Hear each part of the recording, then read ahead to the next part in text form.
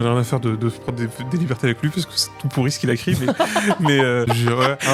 J'ai ma Rolex. Voilà. Alors c'est quoi le problème là? Dis-moi là, parce que je viens de me faire masser. Ensuite, tu prends un an pour. Oui, mais on n'est pas sûr. Mais il y a des femmes qui abusent, etc. Bah, je suis désolé. Moi, pour l'instant, les chiffres disent que c'est tout le contraire. Allez, c'est parti pour l'épisode 11 de chez Kevin Razi. Toujours en bonne compagnie. Déjà, Mani, qui a trouvé sa place sur la table. Il s'est dit, et je sais qu'il y a eu des commentaires où ça parlait de moi. Il y a quelqu'un qui a partagé en disant, je sais pas si j'ai partagé l'extrait parce que c'était intéressant ou parce qu'il y avait un chat dessus. Donc tu vois, mine de rien, c'est un argument. Hein. Je crois que c'est un argument sexy d'avoir un chat sur sa table, ça partage. Mais il sait qu'on parle de lui là. Je sais, arrêtez de parler de moi. Il y a Dr Hamza qui est avec moi comme d'habitude. Salut. On est en famille, hein, vous le connaissez, le concept de chez Kevin Razi. C'est laquelle ma caméra en plus? J'ai regardé un peu partout. C'est celle-ci. Il y a ma chérie à la réalisation au montage, Gaëlle. D'ailleurs, allez voir la chaîne Gaëlle Gagnon parce qu'il y a un nouvel épisode de Mask-Off qui va arriver bientôt. Alors, il y a celui avec Gary Flomerimont, un joueur de basket. Là, on a... Je peux dire qui c'est le prochain? Ah non, t'as pas annoncé encore? Non, j'ai pas encore. Ah, t'as pas encore annoncé là. Bon, je peux pas vous dire, mais il fait du MMA. C'est genre le mec, il a inventé. Il fait du hockey sur glace. Et c'est un vrai délire en France. C'est ultra bien staffé en plus.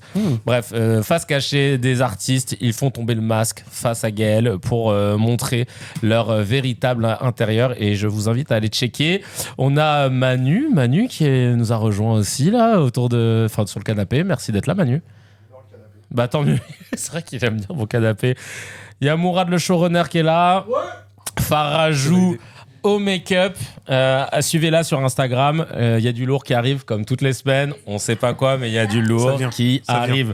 Petite promo, on en profite pour nos livres. Alors, je commence par... bon, ça, c'est pas le nôtre. Mais bon, je suis lié à ce projet. Passeport d'Alexis Michalik, pièce qui joue au Théâtre de la Renaissance en ce moment, dont je fais partie. Et il y a le livre qui est sorti. D'ailleurs, que ta fille, Manu, avait kiffé. Eh oui. Allez suivre aussi la bibliothèque de Lola.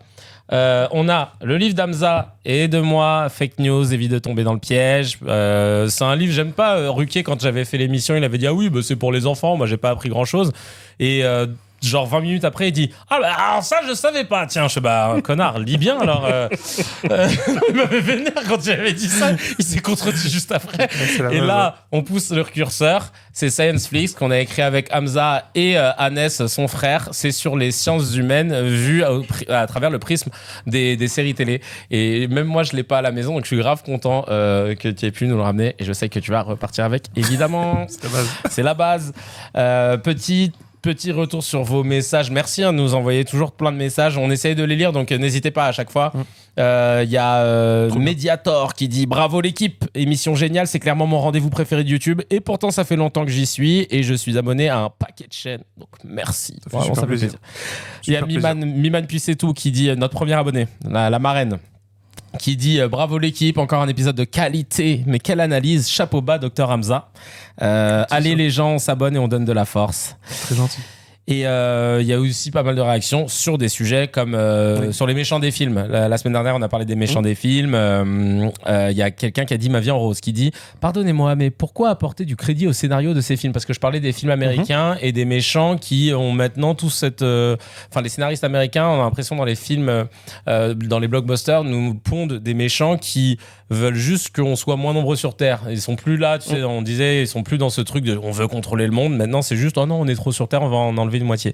Donc là, Ma vie en rose dit pardonnez-moi, mais pourquoi apporter du crédit au scénario de ces films? Leur accorder une once de crédit, c'est leur donner du pouvoir qu'ils ne devraient pas avoir. Ah, ça dépend ce qu'on entend par crédit et ce qu'on entend par fiction. Mine de rien, déjà, faut lire Science Fix. Parce qu'on en parle littéralement. Il y a Mani dessus. Mais on parle des scénarios, etc. Et de deux, il y a... Des scénarios, excusez-moi. Oui. Et c'est là qu'on voit les gens qui sont... Genre. Mais en fait, il y a aussi, on pourrait le mettre en lien, parce que ça, je me souviens, ça m'avait marqué dans mes études en sociaux, un article de Marika Moïseff, c'est une anthropologue qui a fait toute une analyse sur le film Alien. Ah ouais, ouais. Et il y a un livre dessus ou alors c'est un article? Je crois que c'est qu'un article pour l'instant. Je sais pas si elle a fait un bouquin, mais en fait où elle expliquait justement que c'était un rapport à la culture, que le scénario est en train de montrer que le rapport en fait à l'enfantement, tout. Il y avait tout un truc sur l'anthropologie. Okay. C'était magnifique. C'est pour dire que en vrai, les séries, les films, les personnages, traduisent ce que la culture actuelle montre, en fait, et veut voir, et influencent aussi la culture. En fait, c'est toujours une boucle. Et c'est pour ça qu'en fait, c'est super intéressant. En gros, ce que Kevin avait abordé la dernière fois, moi, je trouvais ça super important parce que ça montre un truc que vous avez remarqué, que les personnages ont évolué. Et les fictions ne sont pas aussi folles ou aussi décalées qu'on le croit. En fait, elles disent beaucoup de choses sur notre société. Et ça, c'est important en fait de le voir et de le comprendre et de se dire que c'est pas forcément un pouvoir qu'elles ont, c'est plutôt un miroir qu'elles représentent. Et ça, c'est plutôt intéressant. Et bah, c'est vrai que tu avais toujours dit, et on en parlait même aussi dans Fake News, l'importance de la fiction, c'est que ça permet aux jeunes aussi d'avoir par exemple de l'empathie. Ouais, carrément. Parce que tu vois, tu te mets à la place de personnes que tu n'aurais pas forcément croisées ou avec lesquelles tu n'aurais pas échangé dans le monde réel. Et ça te permet de te dire, ah, peut-être qu'en fait, moi, je suis méchant avec un tel. Quand je lui dis, tes cheveux, ils sont bizarres, machin. Puis en fait, après, la fiction te permet de créer un décalage par rapport à la réalité et de prendre du recul. Super important. Ouais. Mais bon, achetez le livre, on en parle super bien. Voilà. Au sujet des survivalistes, on parlait des survivalistes la semaine dernière. Ceux qui veulent vivre dans des bunkers, parce qu'il y a plein de riches maintenant qui font ça. On parlait d'Elon Musk, de... Jeff Bezos, je crois. Jeff Bezos, de Mark Zuckerberg aussi, et de Rick Ross. Ouais. Là, il y a Fleur de Miel 145. D'ailleurs, merci Fleur de Miel, je vois que tu commandes beaucoup et ça fait trop plaisir. Stylé. Ouais. Et toujours, tu sais, bien. Non, trop bien. Là, Fleur de Miel dit enfin quelqu'un qui pense comme moi. C'est le début d'un épisode d'Hawaii 5-0. 5-0. Ouais, c'était 5-0. L'épisode 8. Non, l'épisode 17, saison 8. Putain, elle est précise. Ils font un exercice de survie et un des persos explique que ça n'a aucun sens, que genre il y a un Armageddon nucléaire qui va anéantir toute vie, mais eux ils seront vivants dans une cave quoi. Et dehors il y aura plus rien ni personne, alors ils vont faire quoi? Repeupler? Et la femme du groupe a fait ah non. Si ma vie c'est manger des racines, des trucs en poudre ou des cachets, ben non en fait. Dans les films de zombies et d'horreur, mais moi je meurs direct, je bataille pas. Hein. C'est quoi cet instinct de survie là? Faut dire que je suis feignasse aussi. Hein. Je vais pas aller crapahuter dans la forêt, filtrer de la boue pour boire ou choper des feuilles pour aller faire pipi derrière un bus. C'est drôle. C'est un mauvais Koh-Lanta, trop bien. Mais oui, c'est vrai parce qu'en fait, dans le dernier épisode, je disais que moi, enfin, par rapport à je parlais de mon rapport à la mort et je disais que bah oui, j'ai pas peur de mourir, j'ai peur de souffrir, mais je veux dire. De construire un bunker pour survivre, c'est survivre pourquoi? Voilà, c'était ça la question. C'est survivre pourquoi? Moi, je dirais, tu vois, c'est marrant parce que tu m'as fait penser à un de mes films préférés, même s'il est récent, c'est Tenet. Ouais. T'as aimé? Je l'ai vu 5 fois au cinéma, tout simplement. Juste tout simplement. Ah ouais. Et il faut le voir et le revoir, et le revoir et encore le voir. Et ensuite, vous allez le voir après pour qu'on en discute. Et concrètement, non, ce film est un véritable chef-d'œuvre. Et le protagoniste, parce que justement, il n'a pas de nom, c'est le fils de Denzel. Hein, ouais, exactement. Ça. Donc le protagoniste, justement, il montre bien, il est l'opposé du méchant du film, qui est un milliardaire russe, qui justement, en fait, lui, il sait qu'il va mourir. Ouais. Donc, il se décide de détruire la Terre, en fait, de faire une sorte d'apocalypse nucléaire, parce qu'il n'y a pas de raison qu'elle reste. Sans lui. Ouais, voilà, exactement. Et il fait la même chose avec son amour qu'il a, etc. Que si cet amour n'est pas à lui, personne ne l'aura. Alors que le personnage, le protagoniste, il montre un truc que j'aime beaucoup, je m'identifie pas mal à ça. C'est à un moment quand on lui pose la question, vous voulez mourir? Et lui répond, bah le plus tard, oui. Tu vois, et cette idée, et j'aime bien parce qu'en fait il représente ce personnage il cherche à tout faire pour continuer à vivre et pour que les gens vivent mais que ce soit bien, de qualité, tu vois. J'aime bien cette tension là parce que c'est un truc qui nous traverse, tu vois, comme on dit, on parle de pulsion de mort, pulsion de vie, on est toujours un peu pris là-dessus, mais c'est très intéressant et profond. Mais je vais revoir Tenet parce qu'au début quand je l'ai vu, ça va Mani? Ça te dérange pas? Quand je l'ai vu, je me suis dit, j'avais l'impression qu'il avait cherché le réal à faire compliqué pour faire compliqué. Tu sais, j'avais pas senti de. C'est un peu vrai. Hein. c'est un peu vrai. Hein. C'est compliqué pour faire compliqué, mais parce qu'en fait, il a fait exprès. C'est intriqué. En fait, il y a plein de messages dedans. Et pourquoi c'est difficile? Parce que justement, il faut que nous-mêmes on arrive à rentrer dans un truc qui est compliqué en termes de temps et d'espace. C'est des boucles, en fait. C'est une tenaille, il le dit bien. En fait, la narration du film, elle-même, obéit à un système compliqué qui est un piège. Et c'est trop bien. C'est trop bien. C'est vraiment les films pour Hamza, ça. On rentrera dans les détails. Et Interstellar. Bah, pareil, évidemment. Inception. Mulholland Drive, tu l'as vu? Mais tu sais que même pas. Parce que moi, j'ai un pote, il a fait 6 ou 7 pages d'explications sur la fin. C'est sa perception. Apparemment, il n'y a pas de... Je sais plus de qui c'est, Mulholland Drive. Fincher? Non. David Lynch. Et apparemment, ce film C'est pareil, tu te laisses. C'est pas trop vieilli, faudrait que je le regarde. Ouais, faudrait Théma. Il y a un truc sur les retraités au JO. On parlait des retraités qui allaient peut-être être appelés pour être agents de sécu au JO. Kat Buracic qui dit je suis vieille à Paris, comme la plupart des Français, nous sommes méprisés. Hors de question que je participe à ça. Je suis pourtant une passionnée des jeux. Là, je ferai tout pour ne pas être sur Paris. D'ailleurs, il me semble que Hidalgo a demandé, elle a supplié les Parisiens de rester à Paris pendant les JO. Ah, mais je croyais qu'elle voulait qu'on parte. Enfin, je dis on n'est pas à Paris, mais. Ouais. Mais pourquoi elle a dit ça ? Parce que je crois qu'elle a entendu que tout le monde veut se barrer, en fait. Parce que ça va être un enfer sur Terre, mais bon, ça. Bah, on se barre parce qu'elle avait besoin de place. Je sais pas, moi je croyais qu'il voulait même mettre un pass pour éviter qu'on circule trop et tout, parce qu'il y allait avoir plus de 10 millions de personnes qui allaient débarquer en plus des Parisiens, etc. Machin. On est sur quelque chose. Les places, elles étaient à combien, Mourad, là, quand tu regardais pour les demi-finales de basket ? Ah, demi-finale, parce qu'on parle pas des trucs nuls. Hein. Ouais. 215 €. Voilà, c'est bien. Les JO du peuple. Ouais. C'est l'esprit Coubertin. Ah, c'est Coubertin. Toujours plus fort. Ouais, c'est ça, exactement. L'important, c'est de participer, même si tu peux regarder à la télé, quoi. On connaît bien. Là, on va attaquer ma petite news préférée, la petite news, alhamdoulilah. HMD, c'est les news où quand on les lit, on se dit ah putain, ça fait plaisir, alhamdoulilah. Zemmour a été condamné encore une fois. Je vais t'expliquer, mais avant ça, juste n'oubliez pas de vous abonner à la chaîne CKR chez Kevin Razi. C'est important pour nous soutenir. Si vous voulez cliquer sur rejoindre, c'est encore mieux. Rejoindre, ça nous permet de pouvoir financer la chaîne, d'être de plus en plus indépendant, pour pouvoir dire de plus en plus de choses aussi. On va pas se mentir, hein, ça joue, tu vois. Et là, je vois que vous êtes de plus en plus nombreux. On a 4 souscriptions. Là, ça y est, ça commence à monter. Franchement, merci 1000 fois. Vous êtes au top. Dans les avantages, vous avez accès à l'épisode avant tout le monde, 24 heures avant tout le monde.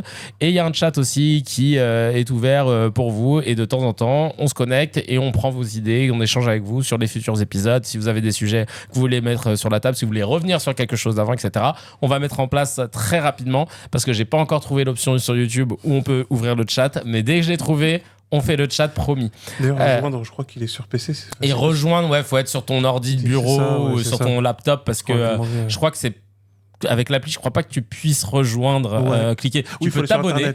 Voilà, abonnez-vous et mettez la cloche aussi, mais tu peux, pour rejoindre, voilà, je crois qu'il vaut mieux utiliser l'ordi de bureau. La news HMD, c'est Éric Zemmour qui a été condamné pour la énième fois. Il a été reconnu coupable et condamné à une amende de 1 000 € avec sursis. Alors, avec sursis, 1 000 €, je savais pas qu'on pouvait. C'était avec sursis. Voilà. Oui, en gros, ça veut dire si. Il paye pas. Voilà. 1 000 € avec sursis pour complicité de diffamation publique à l'encontre de Daniel Obono, qui est député La France Insoumise. Il l'avait accusé sur CNews de refuser de dire Vive la France à la télévision et d'organiser des réunions interdites aux Blancs et de dire tout son amour pour Mohamed Merah qui tue des enfants juifs. Ah ouais, il a bien menti. Il était chaud, hein. Il était très chaud, hein. Il est chaud. Ah, il est parti. En plus, là, le truc qui fait rire, c'est genre. T'as refusé de dire Vive la France à la télé, mais qui fait ça en ton nom? Ça est déjà arrivé dans un plateau télé. Bonjour, Kevin Razi, enchanté. Merci d'être avec nous. Vive la France. Ah, c'est bon. Ça m'est jamais arrivé. Pourtant, j'en ai fait de la télé. Vive la France. Vive la France. Allez, 1, 2, 3. C'était quoi? C'était sur Radio Pétain. Je sais pas. On n'a pas les mêmes chaînes de radio. Mais qui fait ça? Mais elle a refusé de dire la France. Elle a refusé de dire Vive la France. Mais pourquoi elle l'aurait dit de base? Je sais pas. Bref, le multirécidiviste le plus détente de l'histoire. Tu m'étonnes. C'est sa 3e condamnation et il sera toujours autant invité. Ouais, c'est ça qui est ouf, en fait. Problème. Ouais, c'est ça. Parce qu'on a une jurisprudence, hein. On va pas la citer, mais on a une jurisprudence là-dessus qui est assez curieuse. Et ouais, on voit bien qu'il y a quand même une favorisation. Bon, ça, franchement, je pense qu'on l'apprend à personne. On l'apprend à personne. Hein, littéralement, il y a des discours qu'on aime bien mettre en avant. Littéralement, ce qui est incroyable, c'est que Zemmour ne représente rien, même politiquement. Il a pas de mandat, il n'est pas élu. Nul. En plus, il s'est présenté, donc c'est bien, parce que ça nous permet de voir. Tu t'es présenté à une élection où très peu de gens participent en plus à la base et t'as eu un score de merde. Donc c'est bien. Ça te montre qu'en fait, t'es rien. T'es même en dessous de rien. Et c'est bizarre parce que j'aimerais bien, moi, entendre autant des personnes qui auraient les mêmes scores que lui, mais qui seraient d'autre bord ou qui pensent autrement. Ouais. Tu vois, ça, c'est intéressant. Et là, du coup, non, on voit bien que là, c'est plus une question de juste de victimisation, on est en train de se dire, oui, on s'acharne sur lui. Non, littéralement, on donne beaucoup trop de place à ça et on fait gonfler, en fait, ce genre de discours et ce genre de moralité nauséabonde parce qu'en fait, lui, il fait feu de tout bois de ce qui est haineux. Ça, c'est clair. En plus, le mensonge, mais voilà. Au niveau de l'histoire, on n'est plus dans l'interprétation, on est dans du mensonge grossier. Parce que c'est vrai que vous deux, vous avez une passion commune, c'est Napoléon. Sauf que lui, il a pas tous les. Ouais. Ah, c'est pas la même. Lui, il a le Wikipédia, quoi, de Napoléon. Et encore. Même pas, il y a encore. Oh, ouais, non, c'est vraiment tout pourri. C'est ça qui est intéressant. C'est pareil, c'est toujours l'usage identitaire. Enfin, j'ai toujours du mal à parler d'identitaire avec lui, quand même. Parce que, oui, c'est quand même chelou, quand même. Algérien d'origine. Ouais, Zemmour, quand même. Bref, mais concrètement, le truc, c'est ça, c'est que ce discours-là, il est trop galvaudé, il est trop alimenté, on fait tout pour que ça continue de prospérer, et ça, du coup, ça interroge. Et puis même, je pense même c'est l'Arcom qui régule, c'est ça. C'est ça. Qui a un peu du mal à réagir. L'Arcom, c'est vraiment l'équivalent de l'administration française.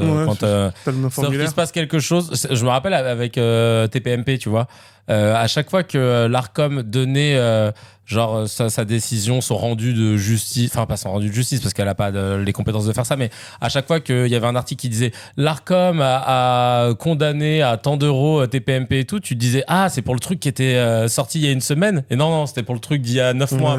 C'est-à-dire que tu sais que le truc qu'ils ont fait il y a une semaine, il va falloir attendre encore un an, et ils sont pas au taquet.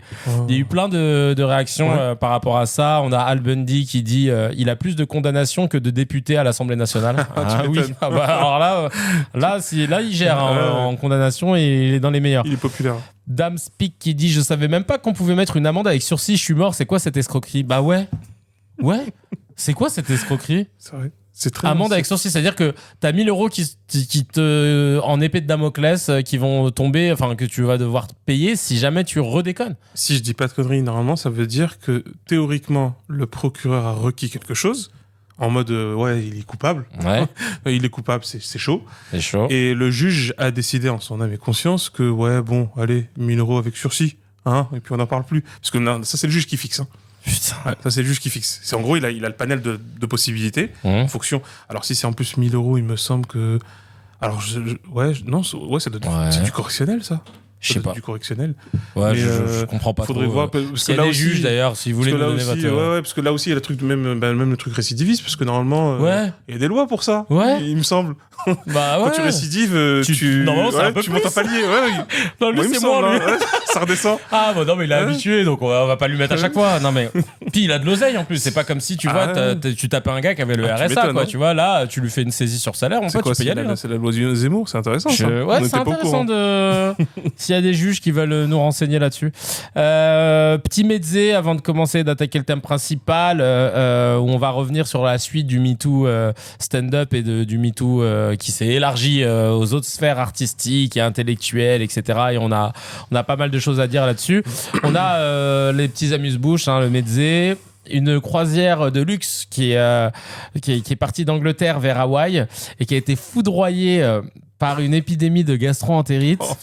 Plus de 150 personnes sont tombées malades. Mais déjà le concept de croisière, déjà. Déjà, j'ai du mal. C'est vrai que toi, t'aimes pas ça, la croisière. J'en ai jamais fait. J'ai pas envie d'en faire. D'accord. Mais alors ça, mon Dieu, l'horreur. Mais t'imagines, t'es en pleine mer, là, et en vérité, je sais pourquoi... Mourad nous a proposé ce sujet, c'est clairement pas pour le sujet en soi, c'est juste parce qu'on sait qu'il y avait des vannes de ouf dans les réactions. Bien sûr. Et là ça, évidemment, il y a Anima Mousse qui dit s'ils n'ont pas assez de réserve de PQ, ça va pas le faire, ils vont tous se chier dessus. Bref, en tout cas, bon courage aux chiottes. ACG qui dit force à tous ceux qui ont payé une blinde pour se retrouver avec une gastro au milieu de l'océan. Merveilleux. Il y a Tim Barça qui dit la croisière s'amuse pas. Tu m'étonnes. Papa Soun qui dit ça fait chier, hein. C'est le cas de le dire. Et Anna Venomized qui dit c'est la merde. Tu m'étonnes, hein. Et là on peut y aller, hein. C'est parti. J'ai pas de vanne, mais et pourtant. Mais ça suffit. Hein. Mais ça suffit, oui. On va peut-être voilà. C'est beau. Là j'ai un autre truc aussi, c'est sur le carton bleu. Nouvelle règle au football qui va peut-être arriver. Le carton bleu, donc pour ceux qui connaissent pas bien le football, le soccer, on a le carton jaune et le carton rouge. Carton jaune, c'est quand t'as fait une faute, carton rouge, si t'as fait une grosse faute, ou si tu cumules 2 cartons jaunes. Et là, ils vont en sortir un intermédiaire, le carton bleu. En gros, tu sors pendant 10 minutes si tu commets une faute qui empêche une attaque jugée dangereuse ou si tu manifestes avec véhémence, si tu te manifestes avec véhémence auprès d'un arbitre. Donc un carton bleu plus un carton jaune, c'est un carton rouge, ou 2 cartons bleus, ça donne aussi une expulsion. Donc c'est marrant, c'est un carton bleu, c'est genre comme au hockey. Pour le coup, tu peux, tu sais, quand tu... Ou basket aussi, il n'y a pas de... Non, il n'y a pas, je crois.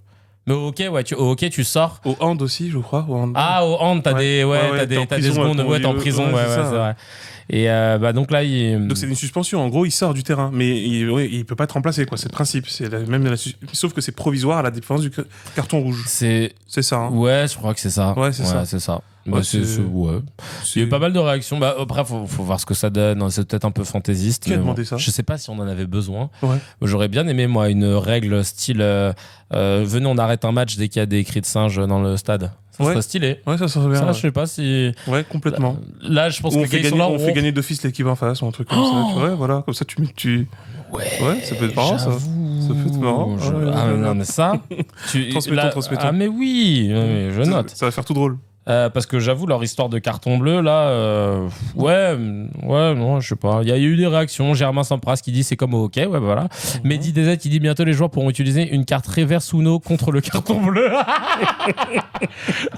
Tu vois, non, contre Uno. Et il y a Gilles Abey qui dit les arbitres sont déjà incompétents avec 2 cartons. Si tu leur rajoutes un 3e. On sent la passion du supporter. Ah ouais, là, on sent. Et je me suis toujours dit, d'ailleurs, une fois, j'étais à un mariage et j'ai rencontré un gars qui était arbitre. Il l'a dit Ligue 2. Ouais, je suis arbitre. C'est pas. Non, mais c'est vrai que c'était intéressant de voir parce que combien de fois, moi, après un match de foot que je regarde à la télé, je me dis putain, mais l'arbitre et tout, machin, les arbitres enculés, les machins. Quand t'es un supporter de foot, j'avoue, ça va vite. Mais moi, après, voilà, le match est fini, ça s'arrête là, tu vois. Mais il y en a, ça s'arrête pas. Et je me suis dit, ça doit être chaud quand t'es arbitre, genre, parce qu'en plus, il y a ton nom, hein, tu vois, il y a ton nom, ton prénom. Et je suis sûr qu'il y a des gars, ils doivent se faire rechercher. Ouais. C'est pas possible, parce que surtout quand c'est chaud. Hein. Bah oui, on pense à Amérique du Sud. Exactement. T'as des joueurs butent contre leur camp, balle dans la tête. Non, c'est une dinguerie. Hein. Ah oui, en Amérique du Sud, c'est chaud. Ça va très vite, ça part vite. Parce qu'il y a beaucoup de cartels qui sont impliqués. Il y a des paris, il y a des trucs. Donc, non, c'est chaud. C'est dur, très dur. Hein. Il y a eu un truc aussi là assez incroyable.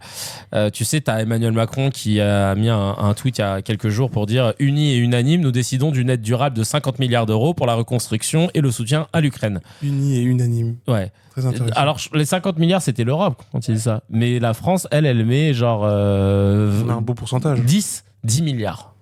Parce que c'est au prorata de... Oui, de prorata de ce que tu veux. De l'enculade que tu mets à ton peuple. À ton peuple, ouais. Mais donc voilà, donc Macron va sortir 10 milliards de son chapeau pour aider l'Ukraine. Donc c'est bien, force à eux. Unis et unanimes. Le problème, c'est que, et là c'est Samora Curier, c'est l'animateur du podcast Moicast que je big up parce que je le suis sur les réseaux, et il a retweeté son message en disant « Et pour l'eau en Guadeloupe, il nous faut juste 2 milliards. Hein, voilà. » C'est possible, c'est pas possible. Parce que comme il y a un peu de chlordécone, c'est un peu déconnant, quoi. Il y a l'eau de la mer.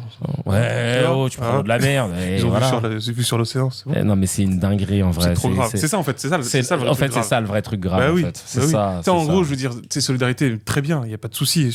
On l'a dit pour les pièces jaunes. Mais la vérité, le peuple, mais littéralement, tu lui demandes, tu dis pour aider un peuple, etc., qui est en galère et tout, mais il n'y a pas de souci. Hein. Ouais. Tout le monde, mais les gens, malheureusement, les plus pauvres seraient les premiers à donner. Donc c'est même pas ça le problème. Comme on dit, charité bien ordonnée commence par soi-même. Exactement. Et là, le truc avec les Antilles, mais il y a un problème aussi, une vraie gestion. Bon, ça, il y a plein d'écrits là-dessus. Je vais pas m'étaler là-dessus, mais sur une gestion coloniale en fait des Antilles et des territoires qu'on appelait d'outre-mer, etc. Où en fait c'est relégué, c'est toujours relégué. On voit avec le chlordécone déjà, ça c'est un vrai sujet. Et aussi sur ce type d'aide. C'est quoi ton sens des priorités en fait ? Mais ouais. Tu donnes 10 milliards et tu oublies que. Parce que c'est pas fait, mais il y a des trucs très graves. Hein. Même pour l'hôpital, leur rénovation de l'hôpital a pris 10 000 ans pour arriver, etc. On le sent en fait que c'est toujours cette question de relégation qui est liée à une gestion. C'est à la fois, en socio une histoire, on le connaît ça, c'est à la fois un inconscient, et parfois c'est très conscient, d'un passé colonial, d'une vision en fait de la société et de la population en étage.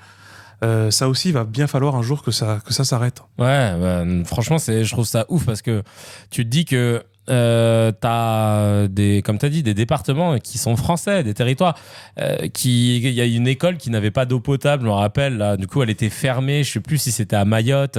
Et t'as envie de dire, bah les gars, l'urgence, elle est là. Ouais. Qu'est-ce que tu vas en fait là c'est vraiment pour montrer aux yeux du monde, vous savez, nous aussi on fait partie des gentils et je pense que le narratif là des gentils et des méchants il commence vraiment à prendre un sacré coup depuis quelques mois parce que moi-même je le vois à titre personnel, mais c'est un peu fini ce truc, tu vois, chez les gens, de se dire bon ok, donc les gentils c'est les Européens, les Américains, les méchants c'est les Russes, les Chinois, en fait tout a explosé. C'est très vrai. Parce qu'il y a énormément d'occidentaux qui vivent au final dans des pays arabes, notamment Dubaï, etc. Donc du coup ça rebalance leurs idées reçues, machin. Bah ils peuvent vivre aussi dans un pays musulman, au final ils se sont pas convertis, c'est bizarre, machin. En fait il y a tellement de choses qui se mélangent, beaucoup de gens qui ont grandi dans des pays européens mais qui ont des origines africaines, qui sont repartis vivre en Afrique pour développer leur pays d'origine, etc., qui se disent mais en fait il y a des trucs à faire, et d'un coup le narratif il commence à changer. Bah en fait non, les méchants, les gentils, ah mais putain dans mon pays d'origine, en vrai si je suis en galère c'est un peu à cause des gentils, hein, c'est eux qui sont en train de prendre ci, ça, etc., et le narratif commence à changer. Donc j'espère que ça continuera parce que ça c'est un peu anxiogène au bout d'un moment de te dire bah ouais les gars, arrêtez de faire les policiers du monde si vous n'arrivez pas à gérer déjà des cas d'urgence dans vos propres pays, quoi. Bah c'est ça, t'as vu, c'est ça dont on parlait, la fin d'un monde. Là on est vraiment dans la fin d'un monde où clairement, parce que tu sais, t'avais un auteur japonais enfin américano-japonais, qui est Francis Fukuyama, qui est adoré dans les milieux de droite, c'est un truc de fou, et même dans les écoles de sciences politiques, etc., qui avait fait un livre sur justement la fin de l'homme et la fin de l'histoire. En gros, pour le faire résumer vite fait, hein. Ouais. Et puis j'en ai rien à faire de prendre des libertés avec lui, parce que c'est tout pourri ce qu'il a écrit, mais concrètement, c'est fatigant, hein, de lire un livre pareil. Mais en gros, le gars, il disait que c'est bon, tu sais, la victoire du pôle occidental, du West Bloc et des États-Unis, c'est bon, on a atteint le sommet de l'histoire, on est dans l'empire qui ne mourra jamais, c'est parfait, c'est top, plénitude. Ah ouais. Ah ouais, non mais un vrai délire, hein. C'est ça, ça s'appelle l'ivresse totale de c'est bon, c'est nous les meilleurs, c'est nous les gagnants. Mais au final, dans l'histoire des empires, excellent livre aussi à recommander, c'est Comment s'est effondré l'Empire romain, de Kyle Harper. Ouais, c'est Kyle Harper, c'est un très très bon livre, qui est sorti récemment. Surtout en plus il parle de beaucoup de choses qui ressemblent d'actualité alors qu'on parle du 2e siècle. Bah en fait c'est ça, c'est que tous les empires à un moment donné ils arrivent à une ivresse, on parle des fois d'hubris en grec, où ils sentent que on est tout puissant, on a gagné, on a conquis toutes les terres qu'on voulait, on a dominé ceux qu'on ne pouvait pas conquérir, on les a calmés, on est les plus forts, on fait ce qu'on veut, c'est trop bien. Et à un moment donné ils pensent qu'ils ne mourront jamais. Ouais, c'est une immortalité, c'est bon, tiens, on gère tout, qui est plus fort que nous, toujours la même chose, qui est plus fort que nous. Sauf que bah non en fait, hein, ça finit toujours mal, hein. Ouais. Quand tu crois ça, et surtout ça finit, à un moment donné ça finit, et là on le voit, comme tu l'as très bien dit depuis quelques mois, une très très très très très grosse contradiction entre des valeurs affichées, proclamées, déclamées, posées partout dans le monde, de vertu, de droits de l'homme, d'humanisme, etc. Et au final, bah les gars, ça va, on a vu que vous avez complètement oublié, hein, si vous les avez déjà pensés un jour. Et c'est ça qu'on voit en fait comme on parlait pour les Guadeloupe. Imagine, on arrive à envoyer les policiers très rapidement. Tu vois, il y avait des moments quand il y avait des manifs, etc., ils ont vite envoyé des gendarmes et tout. Et ça, c'est marrant, ça, vous avez faire ça très vite. Ouais, hein. ouais. Par contre, faire une vérification de salubrité pour un établissement scolaire où des enfants y vont, c'est bizarre, là, ça te prend vachement plus de temps. Ouais. On ferme et on se dit, peut-être pour pas qu'ils s'intoxiquent parce que ça ferait brouillon. C'est chaud quand même, tu vois. Et c'est là, en fait, le truc du traitement différentiel, qui à un moment donné commence à se révéler au grand jour et montrer que au final les droits de l'homme, 3 petits points, droits de l'homme blanc, droits de l'homme riche, qui finalement est blanc, etc. Et donc après tu continues l'extension et ça commence à vraiment bien faire, hein. Et c'est en train de basculer. C'est en train de basculer. On va suivre de près, on va voir. Peut-être qu'après ce podcast, Macron qui nous regarde tous les mardis à 18h30 va se dire il y a peut-être un truc à faire, effectivement, peut-être lâcher un petit billet. Pièce jaune. Et si on faisait les pièces bronzées, tiens, pour les dom-toms, les pièces de bronze. Oui, voilà, en plus, bronzé, je sais pas, je trouvais que c'était pas mal, il y a du soleil. C'est raccord. Alors là, putain, ça c'est chaud. Mediapart a révélé une conversation qu'une policière aurait eue avec ses parents en 2022 après un accident avec un scooter dans un accident dans lequel elle était fautive. Et en fait, l'IGPN a découvert cette conversation entre la policière et les parents. Donc la policière a dit ça à ses parents. Je suis fautive, c'est moi, j'ai foncé sur lui, sale noire de race de mort. Les collègues sont au téléphone avec les caméras de la ville pour supprimer le passage où je fonce sur lui. Ses parents répondent, enfin sa mère ou son père, on sait pas, c'est bien fait pour lui, t'as fait ton taf. Elle répond, mes collègues ont tous menti sur le rapport en disant que c'est lui qui a foncé sur moi. Il va rien t'arriver, tu verras, ça va ? Oui, très bien, mes collègues ont pris ma défense, ils ont tous menti. J'ai demandé à faire que de l'accueil parce qu'on part à Dubaï. J'ai pas envie de finir en prison ou en garde à vue à cause des racailles. Ben dis donc. Et donc les Charmant. policiers sont concertés apparemment pour avoir la même version d'après l'IGPN. Je suis choqué que l'IGPN ait sorti un truc déjà. Grave. Franchement, Psartec. Ouais, pour une fois, franchement, bravo. Ça, c'est une HMD, ça Ouais, ça aurait pu être une HMD. Ils ont déclaré que la policière n'était pas au volant. Ça, c'est ce que les flics ont dit. Hein, ouais, ses collègues. que les collègues, que les policières n'étaient pas au volant, que l'homme en scooter qui n'a pas été retrouvé aurait percuté la portière arrière alors que la policière était en train d'ouvrir pour mettre un pied à terre. Et une enquête pour faux en écriture publique a été ouverte, mais le parquet de Pontoise a finalement considéré que l'infraction n'était pas suffisamment caractérisée et l'a classée sans suite. Bon. Voilà. C'est génial. Ouais. Oui, en gros, quand ils disent que ce n'est pas caractérisé, en fait, ils font référence toujours aussi en droit pénal sur les éléments matériels en fait de preuve. Entre la preuve, l'intention, en gros, en droit pénal, tu dois avoir la preuve matérielle de ce qui s'est passé. Ouais. Il faut aussi l'intention, couvrir l'intention. Et puis ensuite, voilà, caractériser que l'infraction a été vraiment commise. Donc, en gros, le problème, c'est quoi ? C'est que, bon, ça, c'est... J'aime bien quand ils sont rigoureux avec le droit pénal dans ces cas-là. Hein. Tout dans un sens, ouais. Là, la rigueur, d'un coup... Vraiment rigoureux. Alors là, il sort tous les articles. La faculté de droit, là, elle est respectée totalement. Non, c'est marrant, ça. Non, il n'y a vraiment pas assez de preuves. Ah non, là, on faut pas faire de bêtises, quand même. On va quand même pas faire une bavure non plus. Non, mais c'est chaud. Ah non, il manquerait plus qu'on mette un policier qui n'a rien fait en prison, quand même. Mais il y a un commentaire qui dit ça, qui dit Maniac FC, qui dit combien de personnes sont allées en prison à cause de faux témoignages comme ça. Il faut la sanctionner, ainsi que tous les autres qui ont menti pour protéger cette raciste. Ils sont aussi complices. En fait, c'est ça, c'est qu'encore une fois, je vous l'ai déjà dit dans plein d'épisodes qu'il y avait des membres de ma famille qui étaient policiers et des proches, et que je suis pas là pour jeter l'opprobre sur tous les flics, etc. Parce que je daigne faire le distinguo, et j'aimerais que ce soit fait pour tout le monde et dans toutes les communautés, etc. Que chacun puisse faire le distinguo, que ce soit confessionnel, professionnel, etc. Qu'on puisse tous se dire, ok, d'accord, on va pas mettre tout le monde dans le même essentialisé, comme on dit. Mais c'est vrai que ça envoie des putains de mauvais messages à chaque fois. En fait, parce que malheureusement, on a trop d'histoires qui nous reviennent de l'IGPN qui découvre un truc, puis finalement c'est classé sans suite, etc. Et donc ça donne l'impression que des gens qui ont une responsabilité qui est très très importante, plus haute qu'un simple citoyen, parce qu'ils sont responsables des citoyens, parce qu'ils ont le port d'armes, parce que pour plein de choses, tu vois. Donc ils ont une exemplarité à avoir, tu vois. Ils ont le droit d'avoir effectivement des conditions décentes, ça c'est évident, pour bien faire le job, ça c'est évident, mais l'exemplarité doit aller de pair. Et malheureusement, c'est pas le cas, et ça va augmenter la fracture entre les citoyens non policiers et les policiers. Et c'est ça qui est chiant, en fait. C'est ça qui est chiant parce que ils donnent c'est eux qui nous alimentent le moulin de l'antiflicasse, tu vois. C'est con, tu vois. Enfin, les décisions, c'est pas les flics, c'est les décisions prises par la justice qui vont dans ce sens-là, tu vois. Et c'est pas malin. Franchement, je pense que parfois, ils devraient se dire, putain, les gars, concentrons-nous un peu. Parce que si quelqu'un, tu lui enlèves son assigne, il fait la même chose, tu sais que tu vas pas lui mettre, tu vas pas classer sans suite. Tu sais que tu vas fouiner pour dire allez hop, ça va en prison minimum et tout. Donc les gars, j'ai un pote qui est juge, qui s'appelle Diane, et il faudrait peut-être qu'un jour on l'invite, on dise frérot, Fais quelque chose. Sauve la France. Sauve la France, là. Prends ton écharpe. Prends un truc, viens avec la robe. Voilà, direct.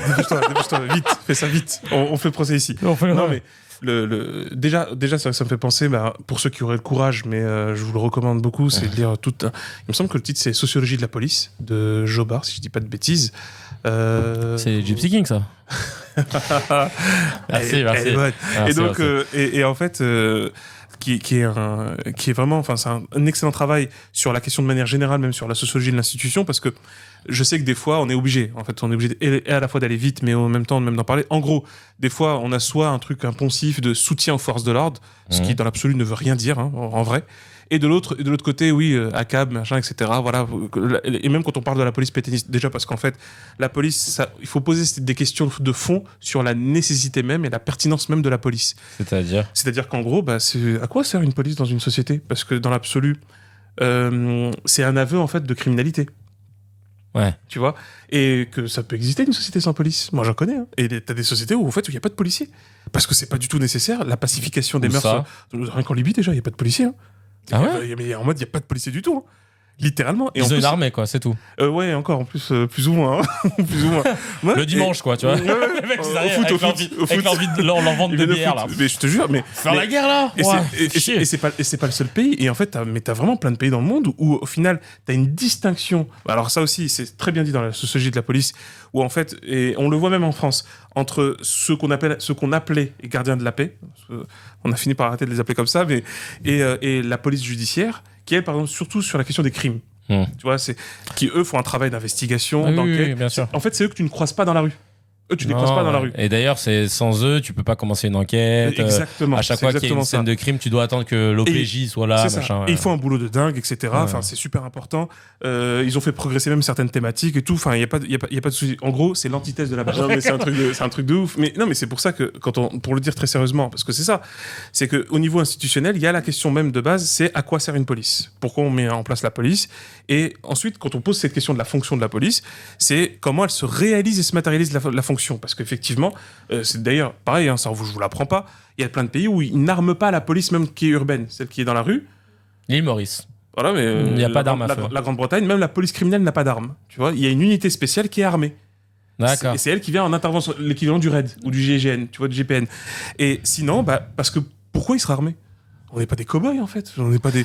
Et tu penses que c'est dangereux. Ouais, en fait, voilà, c'est ça. Je pense que les gens voient la violence des personnes qui peuvent croiser le chemin des flics, etc. Et ils se disent, bah non, si les flics n'ont pas d'armes, comment ils vont faire face ?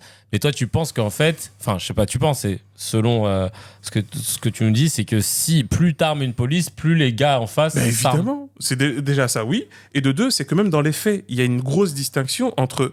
C'est pour ça que, attention, encore une fois, dans la fabrique même de la police, il y a de vraies études là-dessus.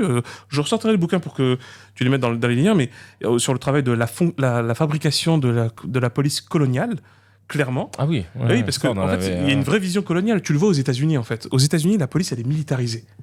C'est-à-dire qu'en fait, elle est là comme si, tu sais, quand justement tu envahis un pays, tu vois, tu as l'armée qui l'a envahi, mais une fois que tu l'as envahi, et qu'il y a une population qui est pas super chaude que tu sois là, tu dois mettre des gens qui vont un petit peu mettre la pression à la population, qui va la surveiller, qui va faire gaffe un petit peu comment ils font, s'ils déraillent. C'est comme ça que la police est fabriquée. Je parle de la police telle qu'elle se fait aujourd'hui. D'accord ? Parce qu'encore une fois, la police qui vient en aide aux gens, ça existe depuis super longtemps. Ça n'a pas grand-chose à voir avec le cœur aujourd'hui de la police telle qu'on la conçoit aujourd'hui. Ouais. Et je parle même pas de l'autre police qui n'a rien à faire dans ce monde. C'est la police de répression des manifestations. Ça s'appelle les CRS. Ça n'a aucune pertinence. Mais aucune espèce. Dans une démocratie, dans les dictatures, oui. Ah, dans les dictatures, c'est important. Ah bah oui, dans les dictatures, parce qu'à un moment donné, ça commence par 10 000, ça arrive à 100 000, après ça fait 1 million. 1 million, ils se sentent très chauds. Ah bah à un moment, ils peuvent déferler dans le palais présidentiel et dire « Ouais, dégage, on veut plus de toi. Ça va plus. » Ça, dans une dictature, c'est hors de question. Donc, quand tu commences à avoir un attroupement d'une centaine, hop, encadrement, CRS, voilà, comme ça, on bloque. Et si ça déborde trop, on sévit. Et donc là, il y a vraiment tout cet enjeu-là. C'est pour ça, c'est toutes ces questions-là, en fait, que pose la police en fond. Et enfin, quand on parle de l'institutionnel et du pénal, Là, on a un double problème, c'est que sur le pénal, donc, il n'y a pas de caractérisation de l'infraction et donc pas de condamnation, et même pas de poursuite. Ouais. Mais alors à ce moment-là, si l'IGPN a bien... Parce que c'est son rôle d'authentifier, sinon on n'aurait pas entendu ça, je pense qu'on n'aurait même pas eu l'info. Si c'est vrai tout ce qui a été dit, bah, on devrait au moins entendre, peut-être que c'est le cas, je ne sais pas, de vraies sanctions disciplinaires très lourdes. Bah ouais. Tu vois, c'est même pas qu'un blâme, qu'on soit bien d'accord. Hein. Et là aussi, ça pose des questions sur le mode de responsabilité, le mode de sanction dans la police. On l'avait dit l'autre fois sur l'IGPN, la police qui contrôle la police. Ça pose un problème. Pourquoi, par exemple, on ne mettrait pas des magistrats dans l'IGPN à la place, même des avocats, parce que totalement. En fait, ça serait même un truc paritaire où tu mets des avocats. Et je pense franchement qu'on devrait même mettre des citoyens par tirage au sort, comme on fait dans les jurés d'assises. À l'IGPN, et qu'ensuite à la fin, quand ils ont le dossier, en fait, une fois qu'on a évidemment établi la matérialité des faits, on prend une décision en congrégation en fait qui est parfaitement indépendante et qui représente les citoyens, parce que c'est les citoyens qui sont là, ça implique les citoyens. De toute façon, la police, ça implique toujours les citoyens. Ouais, bien sûr. Voilà. Putain, c'est pas con ça. Je connais quelqu'un, Emma, que j'embrasse, qui elle compte être présidente de la République. Elle est lobbyiste. Très bien. Un jour, on l'invitera. On l'avait déjà invitée à la radio, tu te rappelles, Emma Gâteau. Et elle peut être présidente. Comment ? Elle peut être présidente. Ouais, et elle m'a toujours dit, si je suis présidente, t'es mon Premier ministre. Alors je lui dis, tu sais que moi, je suis pas de droite, je suis de gauche. Elle m'a dit, bah mais c'est bien justement. Et au moins, ça compensera avec moi. Et c'est intéressant, je lui soumettrai ça. Parce que je sens qu'elle peut vraiment aller loin. Je vous en parle comme ça, en mode un peu moqueur, tout ça, mais elle est très très forte. Je pense que si jamais, en tout cas, ce sera intéressant. Pour l'instant, voilà. Moi, je crois plus trop, je crois pas au président. Oui, mais disons que ce sera la première étape pour qu'ensuite, après, on fasse une 6ème République. Ou autre chose. Parce que quand je serai Premier ministre, bon, je vais pas te mentir, première année, je vais kiffer un peu quand même. Le salaire, machin, les jets et tout, je vais kiffer. Puis après, deuxième année, je fais bon, allez, vas-y, je vais voir ce que je peux faire. Soyons sérieux, j'ai coffré un petit peu. Alors maintenant, on va pouvoir s'attaquer aux problèmes des Français. Je te jure, ouais. J'ai ma Rolex. Voilà.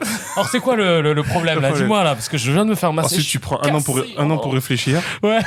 Je me suis un an pour faire une consultation générale pour savoir ce qu'il faut vraiment faire. Avec cabinet privé pour m'aider à réfléchir parce que c'est pas suffisant. Et à la fin, merde, c'est la fin du mandat. Ah merde, putain. Si vous pouvez me réélire, parce que là, pas pu tout faire. Je suis désolé, je suis vraiment désolé. Si je reviens, promis. Là, je fais ce que vous voulez. Il y a pas de souci. C'est sûr, promis, juré, cracher ce que tu veux. Promis, je vais grave taffer là. Non, mais là, j'ai voilà les idées pour la France. J'étais à la bourre, mon chien, il a mangé mon devoir et tout. C'était compliqué. C'était chaud là, à gérer là. C'était trop chaud. Vous vous rendez pas compte la vie d'un ministre. Non, c'est pas facile. Je dîne jamais chez moi. Enfin non, c'est un enfer. 500 000 par an et tout. Ça, il faut réfléchir comment joindre les deux bouts et tout ça. Des mails à n'en plus finir. Bon, c'est pas moi qui les lis, mais quand même. Enfin, c'est un enfer. Sur le thème qu'on va aborder là dans l'épisode, c'est la suite du MeToo. On avait parlé du MeToo stand-up qui avait explosé il y a quelques semaines. Et là, ça continue. Ça s'élargit dans le milieu de l'art avec des actrices. Là, on a quoi ? On en a eu plein là, qui sont tombés, et pas que. Je vous fais un topo non exhaustif, mais on a l'actrice Judith Godrèche qui vient de déposer plainte contre le réalisateur Benoît Jacot pour viol avec violence sur mineur de moins de 15 ans. Elle vient de déposer plainte contre le réalisateur Jacques Doyon.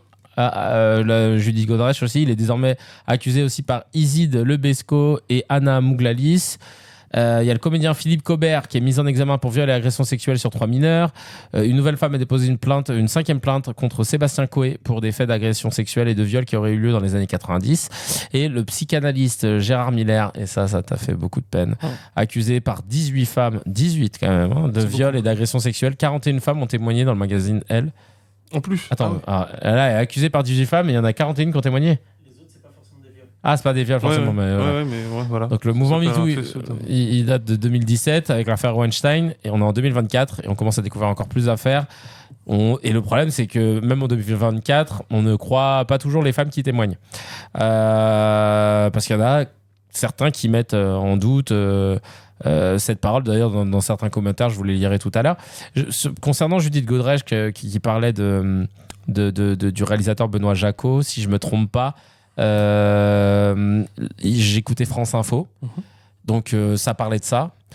Et après, ils ont foutu un extrait de ce réalisateur-là qui dit dans une interview, oui, non mais moi j'ai 40 ans, voilà, si je côtoie une fille de 15 ans, c'est sûr que voilà, légalement c'est interdit, mais en même temps c'est tellement excitant. Et il dit, et tu sais ce qu'il dit, et après c'est vrai qu'il y a la couverture du cinéma qui englobe tout ça, qui fait que bah ça, c'est sûr que ça avec la couverture cinématographique ça passe, mais c'est quelque chose, même si je sais que c'est illégal, c'est quelque chose qui est tellement fort, passionnel, et puis même pour elle, hein. Et même pour elle. Et c'est marrant parce que tous les pédophiles, ils ont lâché tous les indices dans des interviews. C'est un truc de fou. Ils ont fait des livres. Je suis un violeur de mômes. Non, et tu sais, les gens, ils sont là. Ah, c'est son livre, Je suis un violeur de mômes. Mais est-ce qu'il a vraiment violé? On se pose la question. Ça, il l'a dit à Gérard Miller dans un documentaire. Oh, c'est à Gérard Miller dans un documentaire. Oh là là. Et l'autre en face, il devait dire évidemment. Merci de dire les termes. Mais le truc. Non, c'est une dinguerie. Waouh. Voilà. Bah allez, merci à tous pour cet épisode. Voilà. Allez. Non, allez. bah. Vous pouvez pleurer du sang, il n'y a pas de souci. Il y a une analyse intéressante à faire, je pense, d'un point de vue sociologique. C'est sur le.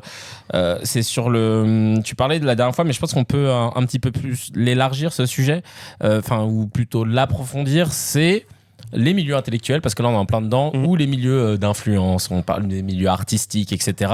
Tu disais qu'il y avait une position très naturelle de dominance, de domination masculine, qui pousse en fait à avoir des comportements à chaque fois, parce que c'est ce qu'on retrouve souvent dans ces milieux-là. Quoi. C'est une dinguerie quand même. Bah ouais. Dieu merci, je suis pas trop connu encore là. Parce que, attention. Hein. Ouais, c'est pour ça que j'essaie de pas faire beaucoup de vues, tout ça, tu vois, parce que vraiment, c'est volontaire. Je veux me préserver. Je me préserve. C'est un truc de malade. Non, en fait, justement, déjà, ce qu'il faut, il y a un très bon livre. Alors, c'est du Bourdieu, donc ça pique un peu les yeux quand on le lit, mais c'est La domination masculine. Voilà, tout simplement. Ah, tu connais ? Qui est super important. En fait, c'est parce qu'il pose les bases, en fait. En vrai, il pose les bases d'une réflexion à la fois philosophique et sociologique. Parce que, je dirais, pas totalement sociologique, étant donné qu'il est pas là pour amener des chiffres, etc., pour donner l'état des lieux, comme le ferait pas mal de sociologues, traditionnellement.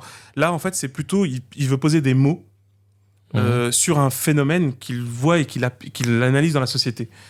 Donc sur cette question de la domination masculine, regarde, déjà en fait, on est pris au piège de plein de croyances, de plein de mythes. Et ça d'ailleurs c'est une vraie spécialité de la sociologie, et Bourdieu l'a un peu montré. C'est que littéralement ce qu'on appelle la culture du viol, et en fin de compte ce qu'on appelle aussi les actes de violence sexuelle et sexiste, sont littéralement alimentés par une forme de croyance générale. La première, c'est celle de croire que les violences sexuelles et sexistes sont sexuelles, c'est-à-dire qu'en fait elles sont liées par un attrait sexuel. Là, par exemple, tu vois, pourquoi il a senti qu'il pouvait dire ce qu'il a dit ? Une fille de 15 ans, machin, etc. Parce que ils ont, lui et plein d'autres, et il y a un bouquin horrible, mais trop bien, trop important, qui était aux éditions Armand Collin, j'ai oublié l'autrice, mais parce que il me semble que c'est une autrice, qui s'appelle L'Enfant Interdit. Oh, c'est chaud, ce livre il est chaud. Où elle explique en fait qu'il y avait une merveilleuse époque dans les années 80-90 où plein de pédocriminels s'amusaient à raconter tranquillement ce qu'ils amusaient à faire. Et dans le plus grand des calmes, exactement. Les 68 arts, là. Et t'avais même des intellos et tout, des universitaires qui disaient il faut laisser quand même, c'est la liberté, c'est normal, c'est logique, il faut arrêter avec les carcans moraux et tout ça. C'est chaud, c'est très grave, super grave.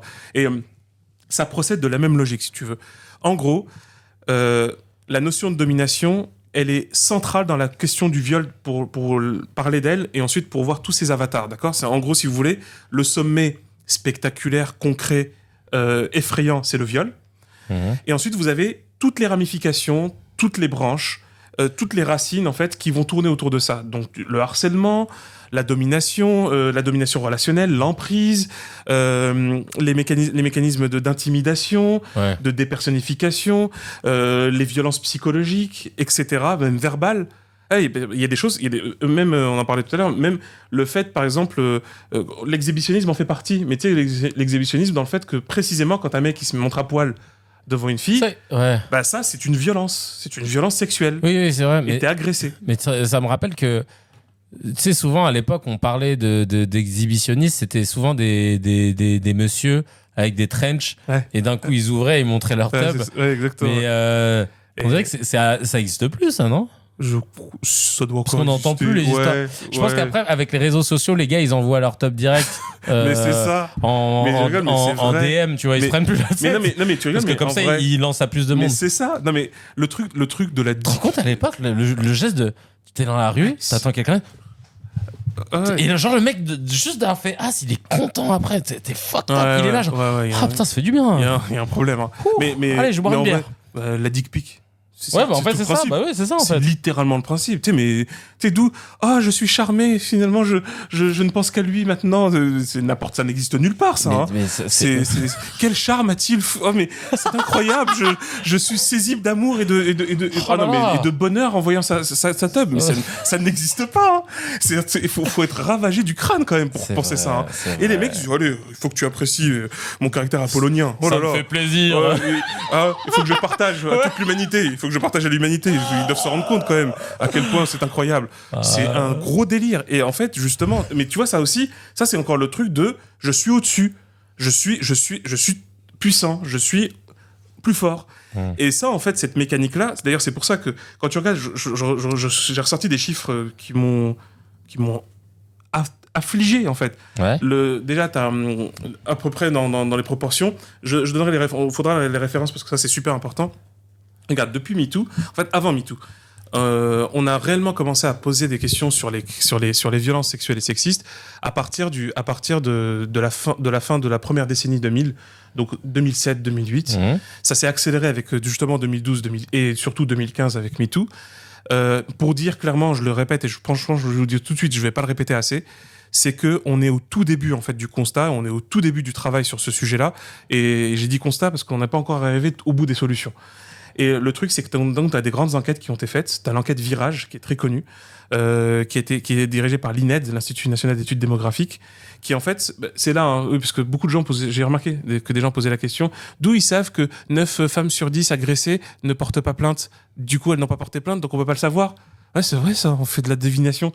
Bah non, en fait, ça s'appelle des études en victimation. C'est-à-dire que littéralement, quand on fait des études par échantillonnage, c'est de l'échantillonnage, hein, mais attention, échantillonnage, je parle pas de sondage iflip ou pipo. Hein. Là, on parle clairement... Au capi. Exactement.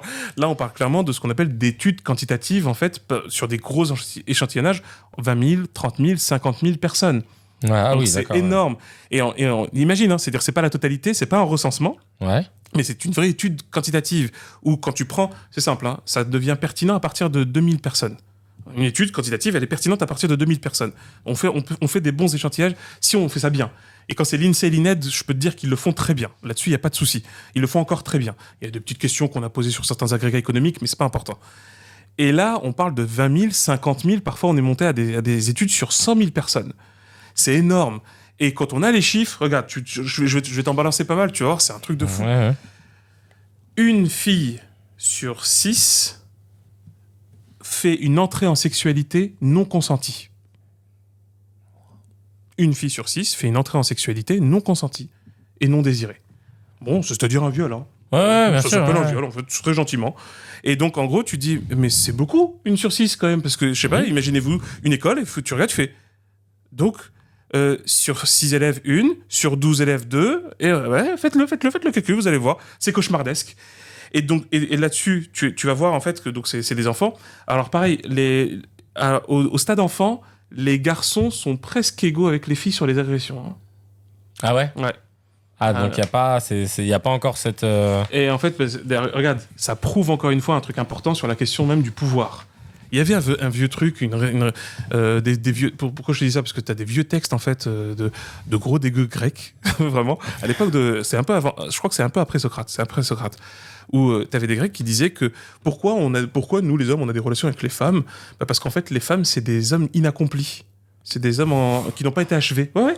ils disent clairement que le clitoris, en fait, c'est un pénis, mais qui n'est pas tout à fait faux dans le point de vue biologique, mais c'est pas vrai que c'est inachevé, ça n'a aucun sens. Ouais. Mais en gros, disant que comme c'est inachevé, en fait, c'est pour ça qu'on a du pouvoir sur elle. Et ils envisageaient donc à ce moment-là, ils ont théorisé, ces gros tarés, ils ont théorisé une sexualité de domination. Par conséquent, ils ont dit, inachevé. Donc femme, enfant. Femme, enfant. Voilà. Et ce truc de gros barjot, en fait, il demeure, en fait. Et tu vois, ce qu'il disait le réalisateur, c'est ce truc dégueulasse, en fait, ça procède de la même logique. En fait, il n'y a pas d'attirance sexuelle, ce n'est pas vrai. Là, on parle littéralement de domination. C'est parce que tu peux faire de cette personne qui a moins de 15 ans ce que tu veux. Tout comme, justement, un patron sur une employée ou un réalisateur sur une actrice, etc., etc. Ou un youtubeur sur ses followers. Exactement, un humoriste, machin. Ouais. Sûr. Et c'est toujours des rapports asymétriques de domination. Ça existe également dans les conjoints, hein, parce que ça, c'est même la plupart du temps. Ça aussi. Parce les viols... bien, carrément. Ouais, bien sûr. Et en fait, quand tu vois ça, en gros, tu comprends que et regarde, un truc qui abonde encore, parce que ça c'est un élément important sur cette question de domination. Il faut que les gens comprennent en gros que ça n'a rien à voir avec la sexualité. C'est-à-dire que le mythe de non mais il a envie de s'amuser, ou oui il est comme ça, il adore le sexe. Non, ce n'est pas le sujet en fait. Le sujet c'est le consentement. C'est ça, et c'est ce que lui ne veut pas. Lui il veut pas de consentement. Il cherche pas ça en fait. En gros, il peut avoir quelqu'un. Tu sais, je vais te donner l'exemple extrême. C'est un exemple extrême et qui est illustratif. Ted Bundy, il avait une femme et un enfant. Hein. Dans le tueur en série. Ted Bundy, il avait une femme et un enfant, et il a rien fait à sa femme. Hein. Il lui a rien fait, mais en mode rien. Et pourquoi ? Parce que elle est consentante. Donc ça l'intéresse pas en fait. Il a fait un enfant parce qu'il faut sauver les apparences, et lui tenait à ça. Il tenait beaucoup aux apparences. On le voit dans son procès, il y tient beaucoup. Mais concrètement, c'est pas intéressant pour lui. Lui, ce qu'il veut, c'est un effet de domination. T'attaques des femmes pendant leur sommeil, je veux dire, à un moment donné, tu sens que c'est signé quand même, hein. C'est pas un mousquetaire, le gars. Et donc, le truc, c'est quoi ? C'est que là-dessus, cet effet de domination, il est essentiel pour bien le comprendre. Aussi, donc, enlever, regarde, un chiffre qui illustre bien ça, si je dis pas de 80% des femmes en situation de handicap se sont faites agresser. C'est un truc de malade. C'est un truc de malade. Enquête, pour qu'on soit sûr, c'est le Parlement européen qui a mené une vaste enquête à partir de 2007 et qui est confirmée. C'est un truc de fou en termes d'agression sexuelle. Normal. Tu comprends la logique ou pas ? Tu commences à voir le critère dominant là de cette histoire. C'est qu'en fait, elle est faible. Ah, tu peux pas, hein ? Tu peux pas résister. Tu peux pas faire ce que tu veux. Ah c'est très bien. C'est un truc dingo. Et en fait, c'est ça qu'il faut bien comprendre. C'est que, encore une fois, les agressions sexuelles, le viol, tout ça ne sont pas liés à une question sexuelle ou même une déviance sexuelle. On est littéralement dans un registre de domination et de pouvoir. C'est une notion de pouvoir. Ça, c'est essentiel. C'est pour ça que ça se rencontre le plus dans les espaces où le pouvoir est concentré, où le pouvoir est magnifié, où on déroule le tapis rouge à celui qui a beaucoup, celui qui a une grande position. Et là, ce qui se passe, maintenant on arrive sur le reverse, c'est que les gens, ils vont apprécier ces personnes-là. Ils apprécient un réalisateur, ils apprécient un humoriste, ils apprécient un intellectuel. Et donc, il se passe après un truc qui s'alimente bien depuis super longtemps, l'inversion de culpabilité. Où en fait, c'est les agresseurs qui vont jouer les... C'est le seul crime qui fait ça. Tu sais que c'est que dans les questions de viol que d'un coup, on change le... On dit, ouais, mais elle ment. Ouais, mais en fait, elle manipule. Ouais, mais elle veut se venger. Ouais, mais elle a le seum. En fait, c'est pour ça qu'elle fait ça. Ouais, mais elle veut avoir de la thune. Mais c'est marrant, faites pas ça pour le reste. C'est quand même étrange. Ouais. Et là, regarde, là, on va voir la question des chiffres. Donc, comme on a dit, 9 femmes sur 10 ayant été agressées ne portent pas plainte et n'en parlent même pas. C'est les études, Virage, etc., qui ont commencé à le révéler, ça. Tu vois ? Et beaucoup de femmes le disent elles-mêmes. Elles te disent que des fois, elles en parlent très tardivement. Ah ouais, regarde, celle qui a porté plainte, elle avait moins de 15 ans au moment des faits. Donc, malheureusement, on le sait, il va rien se passer. Ouais. C'est mort. Déjà qu'en plus, on a un merveilleux truc qui a été inventé par des bonnes personnes qui s'appelle la prescription, surtout sur ce sujet. Et de deux, le fait que, vas-y, tu vas le prouver comment ? Et là, on va venir sur un truc important. C'est que cette croyance, donc 9 femmes sur 10 qui ont été agressées, ne portent pas plainte. Maintenant, on arrive sur le truc, c'est que seulement entre 5%, et parfois dans les meilleures proportions, si je dis pas de bêtises, ça remonte à 14% de condamnation. En fait, on est entre... Des fois, ça va à 0,6 selon les situations et à 14%. Pareil, ça, c'est le chiffre du ministère de la Justice. Tu vois, tranquille, tu vois, t'as les données. 14%. Ouais, c'est cool, hein. C'est génial. Donc, en fait, tu te dis quoi? Tu te dis qu'à ce moment-là, en fait, qu'est-ce qu'on doit comprendre? On comprend que la mythologie, j'insiste durement, la mythologie de fausses accusations, elle est non seulement très grave, c'est de la complicité d'agression sexuelle, c'est de la complicité de viol, d'être solidaire avec soutien aux hommes qui ont été accusés à tort. Les gars, les hommes accusés à tort, faut les trouver, hein. Ça n'existe pas tellement, en fait, hein. Parce que non, on arrive sur un truc très important, justement sur la question des accusations à tort. On l'avait déjà dit la dernière fois, hein. Bon, une personne qui accuse quelqu'un, tu peux te dire, allez, on sait pas, tout. Tu peux. Et encore, moi je dis, les statistiques ne sont pas favorables à ça. Mais on peut dire, allez, vas-y, c'est bon, mais 21, 41, 24, 10, 4... Vous croyez quoi? Vous croyez qu'il y a un complot international, mais permanent, régulier, qui dit... Et l'ennui, c'est que tu as les chiffres, en fait. Le truc, c'est quoi? C'est que 94 000, en moyenne, 94 000 femmes chaque année se font agresser. Et quand tu remontes sur les 200 000, 200, 300 000, c'est ce qui arrive régulièrement, parce qu'il y a agression, viol, etc. Donc, le truc, c'est quoi? Quand tu regardes les chiffres sur ce qu'on appelle les fausses accusations, alors tu as deux manières de le définir, parce que j'ai vu des journaux un peu tarés qui ont commencé à vouloir dire « Ouais, mais faut faire attention, parce que MeToo a lâché trop la parole, c'est l'ère de la dénonciation. » Non, c'est l'ère de pas du tout la dénonciation. Tant qu'on a ce chiffre de 9 femmes sur 10 ne parlent même pas et ne portent pas plainte suite à une agression, personne ne peut prétendre et oser dire une seule seconde qu'il y a ce qu'on appelle un lâcher-prise, un laisser-aller de la dénonciation. Ce n'est pas possible. Donc, en gros, ce qui se passe, c'est que tu as 9 sur 10. Ensuite, tu as le truc des condamnations qui sont même pas à 5%. Et puis, condamnation, comme tu l'avais dit la dernière fois, en France, on n'en lâche pas un billet. Hein. Ah non, on lâche rien du tout. Hein. Faut pas croire que c'est comme aux États-Unis où tu repars avec des chèques de 4 millions. Machin, et encore, ça, c'est parce que c'est quand on l'amène au civil. Ça, c'est quand il y a des négociations, justement. C'est ça. C'est le cas des SK. Mais c'est ce qui s'est passé. C'est qu'en fait, à un moment donné, il faut que la plaignante, elle continue le procès. Or, de très grosses intimidations, des plus dégueulasses, ont été mises en place. Et qu'en fait, quand des gens l'ont dit à la télé comme en France, hein, c'est une histoire à la Cendrillon, finalement. Et ils ont dit ça. Hein. Pour DSK? Ouais. Avec Nafissatou Diallo? Ils l'ont dit, elle a eu 3 millions, elle a ouvert un restaurant. Est-ce que quelque part, c'est pas le rêve américain? Mais vraiment, mais en mode tranquille. Ah bah ouais, putain, c'est génial. Carrément. Ah, ça donne envie. Ah bah tiens, ouais. Et si on essayait? Elle est Disney. Tu nous signes. Voilà, ça commence au Sofitel. La Belle et la Bête. Non mais ouais, La Belle et la Bête, je te jure. Ouais. Ah ouais, non mais c'est un truc de malade. Mais t'imagines, tranquille, tout va bien. Et en fait, c'est là où tu vois l'élément intéressant, c'est que il y a eu plein de chiffres qui ont été annoncés, qui ont été avancés.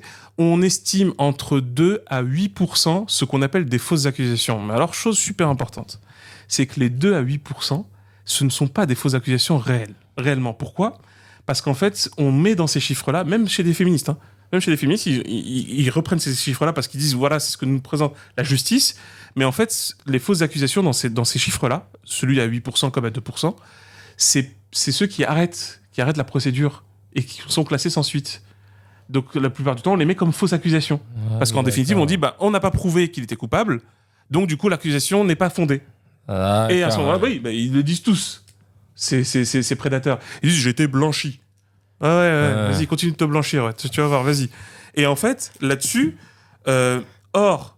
arrêter la procédure classée sans suite ne signifie pas que l'accusation est fausse. Bah non, t'as même des policiers, par contre, des OPJ, des officiers, qui disent non, nous, on a un vrai chiffre, c'est que les fausses accusations, c'est une femme qui dit tout seul, ouais, j'étais agressé, etc. Mais on sait pas c'est qui. Ça arrive. Certaines qui fabulent, etc. Comme les personnes, la nana qui avait dit que elle s'était fait attraper par des nazis qui lui avaient gravé une croix gammée et tout. Exactement. Voilà. Voilà. Ça existe. Tu montres le truc, voilà. Et tu le sais très vite. Parce que bien quand sûr. tu creuses un peu, tu vois que... Mais c'est infime. Et donc, si on va de l'autre côté maintenant, donc c'est pour ça, en gros, qu'on comprenne bien les choses, qu'on comprenne bien les choses. Lorsque vous avez, en réalité, dès qu'il y a deux femmes qui commencent à lancer des accusations et à oser faire quelque chose, et je les salue, mais grandement d'avoir qu'elle ait porté plainte, c'est un truc de fou, c'est énorme. Est-ce que vous croyez quoi? Vous croyez qu'elle va quoi? C'est pour avoir un film qu'elle a porté plainte? Judith Godrèche a pas besoin de ça. Ouais, c'est quoi? Pour avoir un prix?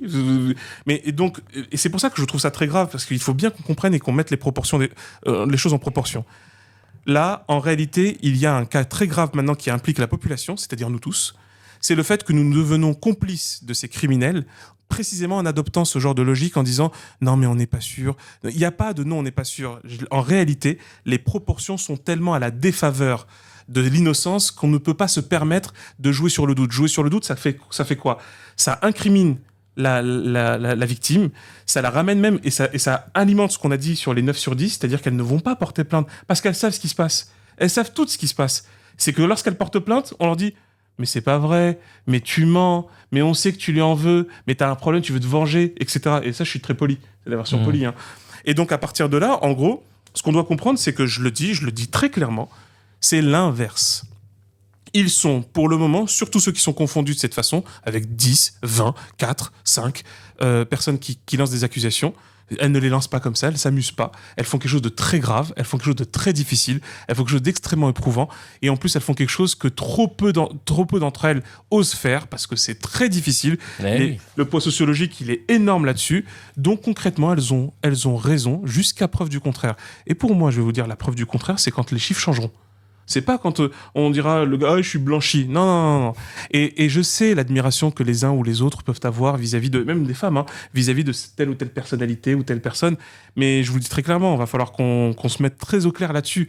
Quand vous devez penser, je sais pas, on va essayer de penser des systèmes d'empathie, que ce soit votre fille, que ce soit votre sœur, que ce soit je sais pas en fait. Essayez de réfléchir sur cette empathie-là et d'arrêter de croire un truc qui est très connu comme un grand problème en sociologie. Le délire de ça n'arrive qu'aux autres. Bah non, les chiffres te disent que non, en fait, c'est pas vrai. Ce n'est pas vrai du tout. Et ce n'est pas parce que malheureusement beaucoup d'entre elles se taisent que ça veut dire que ça n'existe pas. De deux, chose importante sur la question du consentement, parce que à la fin, ils finissent par avouer, mais d'une manière détournée. Non, mais c'était consentant. Eh ben, parfait. T'as dit que c'était consentant, donc t'as bien dit qu'il s'est passé quelque chose. Et ben là, elle a dit qu'elle l'était pas. T'es piégé, c'est fini. Tu comprends? En fait, tu te fais avoir, en fait. Et sauf que, comme il ne peut pas prouver d'un point de vue légal et pénal, le viol, il s'en sort. Il dit non, c'était consentant. Mais on a les chiffres. 91% des agressions sexuelles, les victimes connaissent l'agresseur. Ça se joue parfois dans les couples, dans les ex-conjoints et dans le couple. Donc quand on part de là, ça signifie une chose importante, c'est qu'il va toujours aller sur ce registre-là. Mais ce registre-là est davantage un aveu de culpabilité. Parce que, de toute façon, et c'est ça qu'on essaie de dire même dans la parole féministe, etc., lorsqu'à la fin, elle dit « j'étais pas consentant. Oui, c'était mon copain. Oui, c'était mon mari. Oui, c'était machin. Mais là, j'étais pas d'accord. Ça, je ne le voulais pas. » Eh ben, ça y est, c'est fini. Si elle dit ça, c'est que c'est le cas. Et il va falloir assumer les conséquences de ça. L'ennui, c'est qu'on arrive facilement à se dérober en disant « Non, mais finalement, présomption d'innocence. » Il n'y a pas de présomption. Dans ce cas-là, il ne peut pas y avoir de présomption d'innocence. Je suis désolé, vous pouvez le dire à plein de crimes, mais pas dans ces crimes-là. Ça ne marche pas. Parce qu'en toute honnêteté, la question de la vertu, même pour les mecs, elle va se jouer sur cette question du respect de l'autre, du respect de la femme et du respect du consentement. Parce qu'une chose super importante, beaucoup de gens font les malins en disant « Mais elle n'a pas dit non. » Elle n'a pas dit non. Mais céder n'est pas consentir. Il va falloir bien se l'imprimer, ça, dans le crâne. Hein. Céder, ce n'est pas consentir. Et cette phrase de violeur, là, qui nous dit mot consent, va falloir la jeter à la poubelle, hein. C'est pas parce qu'elle dit rien qu'elle est d'accord. Hein. Et ça, on le voit en fait dans les mécanismes d'emprise, justement, où précisément en fait la personne victime est tellement sidérée par la situation, parce qu'il faut le comprendre. Ça arrive très souvent, j'ai l'impression. Bien sûr, mais il faut voir la mécanique précise. Il y a une autrice, Marie-France Irigoyen, qui a fait tout un travail sur ça, sur l'emprise masculine et sa domination, et comment elle décrit les étapes.